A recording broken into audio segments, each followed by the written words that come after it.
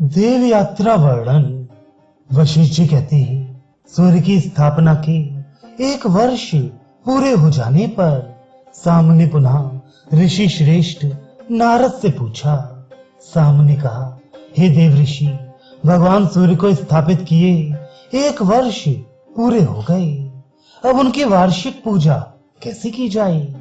नारद बोले, हे साम, जैसे पहले कहे गए विधान के अनुसार प्रतिमा स्थापना का कार्य हुआ था, उसी प्रकार 1 वर्ष पूरा हो जाने पर स्नान कर्म विधान को जानने वाला व्यक्ति तीर्थों से जल को ले आकर और अन्यान्य पवित्र जलों को भी लाकर पूर्वोक्त विधान के अनुसार प्रतिमा को स्नान कराए, तीर्थों के नाम जप करे और बाद में मनसा स्मरण करे कि पुष्कर, नैमिष, कुरुक्षेत्र, प्रद्युदक, गंगा, सरस्वती, सिंधु, चंद्रभागा, नर्मदा, पयोश्री, यमुना, ताम्रा, क्षिप्रा, वेत्रवती तथा सभी समुद्र मेरे ऊपर कृपा करें। इस प्रकार स्नान कराकर पूजा और प्रणाम करके धूप और अर्घ्य देकर प्रतिमा के पास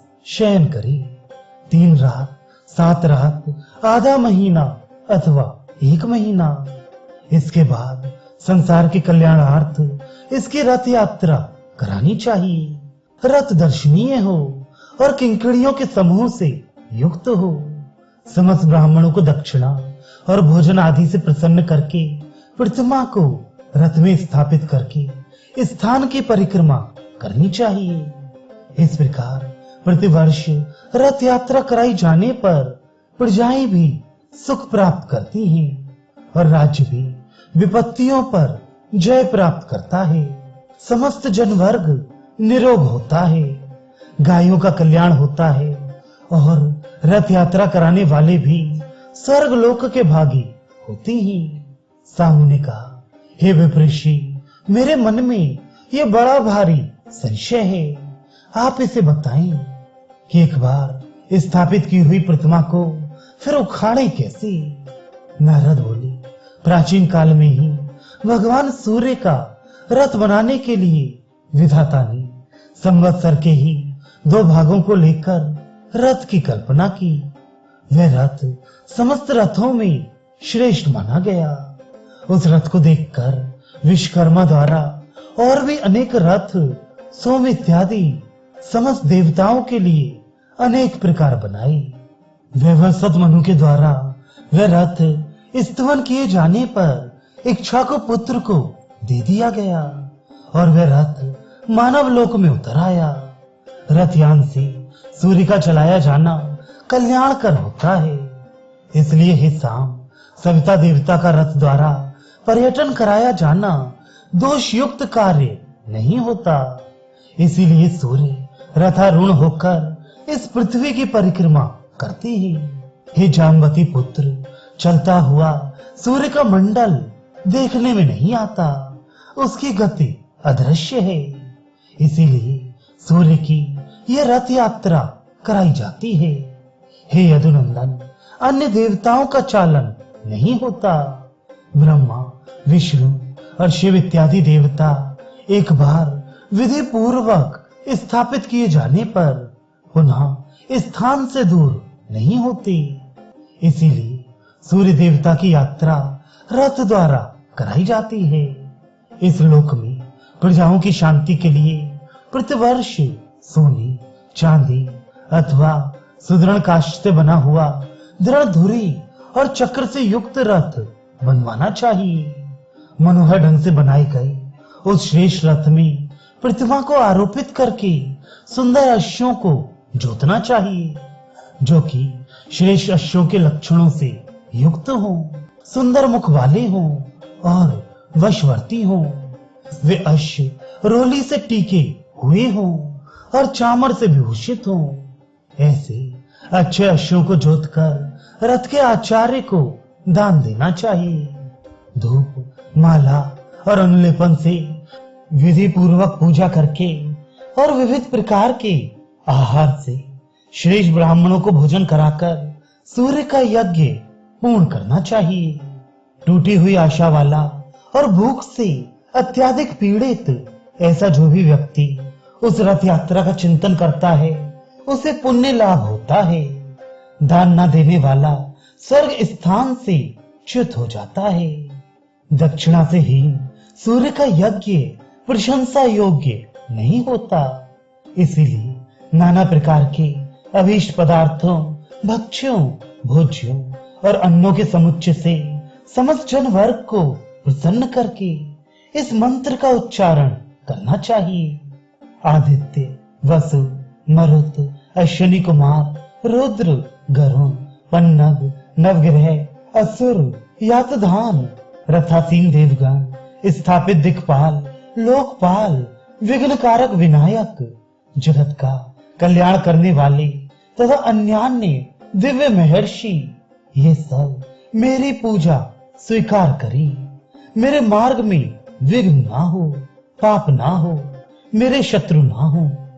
देव और भूतगण संतुष्ट होकर मेरे लिए सौम्य बन जाएं। पवित्र वामदेव आदि ऋषियों के लिए आकृष्णेन रजसा इस ऋचा का पाठ करना चाहिए। इसके पश्चात पुण्य वाचन करते हुए, गाजे बाजे का शब्द करते हुए मुख्य मुख्य मार्गों से रथ का पर्यटन कराने वाला व्यक्ति सुख प्राप्त करता है। सूर्य की भक्ति से समन्वित पुरुषों द्वारा भी रथ ढोना चाहिए अथवा सम्यक प्रकार से आग्रह से दान दिए गए बैलों द्वारा भी ढोना चाहिए। विजन मार्ग से चलते हुए जिस प्रकार धुरी और चक्के में किसी प्रकार की टूट ना हो, उसी प्रकार धीरे धीरे चलना चाहिए। रथ भंग होने पर ब्राह्मणों को भय होता है, धुरी टूटने पर क्षत्रिय को, तुला टूटने पर वैश्यों को और शमी टूटने पर शूद्रों को भय होता है। जुआ टूटने पर अनावृष्टि होती है, पीड़ा टूटने पर प्रजाओं पर संकट आता है और रथ के चक्का टूटने पर दूसरे चक्र का आगम समझना चाहिए। पताका गिर जाने पर भी प्रजाओं को भय होता है और प्रतिमा के अंग भंग हो जाने पर रानी की मृत्यु होती है। संपूर्ण रथ के छिन्न भिन्न हो जाने पर संपूर्ण जनपद को भय होता है। इस प्रकार के अशुभ उत्पातों के उत्पन्न होने पर प्रारंभ में ही पूजा कर्म करना चाहिए और उसके बाद शांति और होम कराना चाहिए। ब्राह्मणों को भोजन कराना चाहिए और उन्हें दक्षिणा भी देनी चाहिए। रथ के पूर्वोत्तर दिशा में अग्नि की कल्पना करनी चाहिए और घी में डूबी हुई समिधाओं से अग्नि का हवन करना चाहिए। भली भांति देवताओं के लिए क्रमशः स्वाहा शब्द का उच्चारण करते हुए, गिरों और प्रजापतियों के नामों का उच्चारण करते हुए होम करना चाहिए। सर्वप्रथम अग्नि के लिए स्वाहा, तदनंतर सोम के लिए स्वाहा, प्रजापति के लिए स्वाहा, इस प्रकार आहुतियां देनी चाहिए। विप्रों का कल्याण हो, राजा का कल्याण हो, वैश्यों का कल्याण हो, प्रजाओं का कल्याण हो और जगत को शांति हो। मनुष्य को शांति मिले, चतुष्पद जीवों को शांति मिले, प्रजाओं को शांति मिले और मेरी पवित्र आत्मा में शांति हो, पृथ्वी शांत हो। हे देवेश, भूलोक की शांति हो, स्वर्गलोक की शांति हो, सर्वत्र हम लोगों की शांति हो। हे प्रभु, तुम ही जगत के सृष्टा हो, पोषक हो। हे दिवसपति, प्रजाओं को पालो, शांति दो। और भी मैं तुम्हें शांति के श्रेष्ठ कारण बताऊंगा जो यात्रा के कारण भूत स्वयं जन्मा सूर्य देवता के लिए है।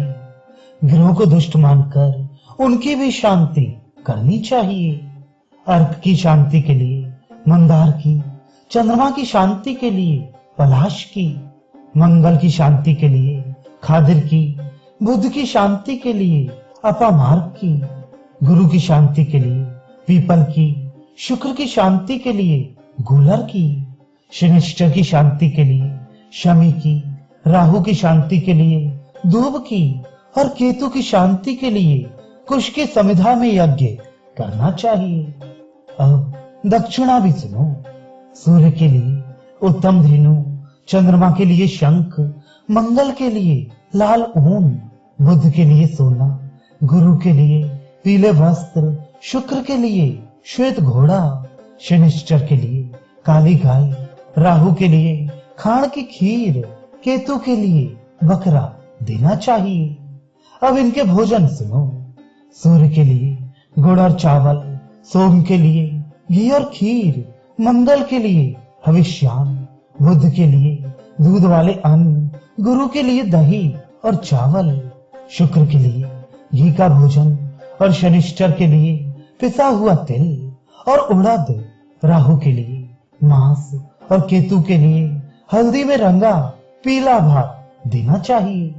जैसे बाण के प्रहारों को रोकने वाला कवच होता है, उसी प्रकार दैवी उपघातों के वर्णार्थ शांति हुआ करती है। जो अहिंसक हैं शांत है, धर्म पूर्वक धन कमाए हुए हैं, नियम से रहने वाले हैं, ग्रह सदैव उनके ऊपर कृपा करती है। गायों, राजाओं और विशेष करके ब्राह्मणों के पूजे जाने पर ग्रह सम्मानित करती है और उनके अपमानित होने पर भस्म करती है। जैसे फेंका गया यंत्र मंत्र द्वारा ही पीछे लौटा दिया जाता है, उसी प्रकार उठी हुई पीड़ा को ग्रहों की शांति से रोक देना चाहिए।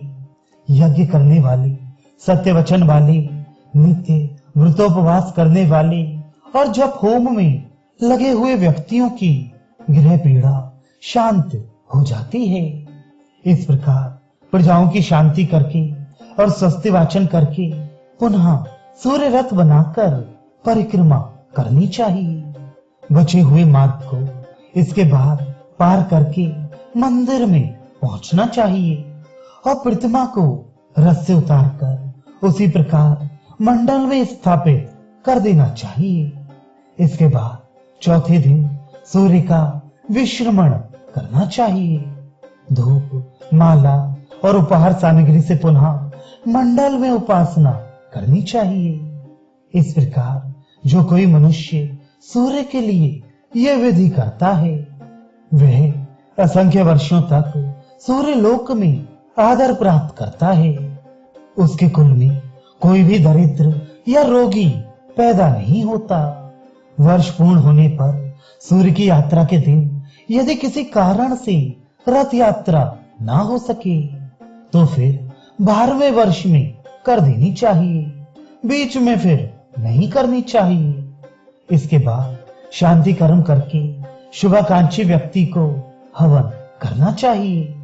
इस प्रकार इंद्र ध्वजा का भी यदि उत्थापन ना किया जाए तो 12वें वर्ष ही कराना चाहिए, बीच में नहीं। इस प्रकार देव ऋषि नारद विष्णु पुत्र सांब को उपदेश देकर चले गए और उन्होंने भी शरणागत वत्सल भगवान सहस्त्रांशु की रथ यात्रा को सम्यक रूप से संपन्न किया।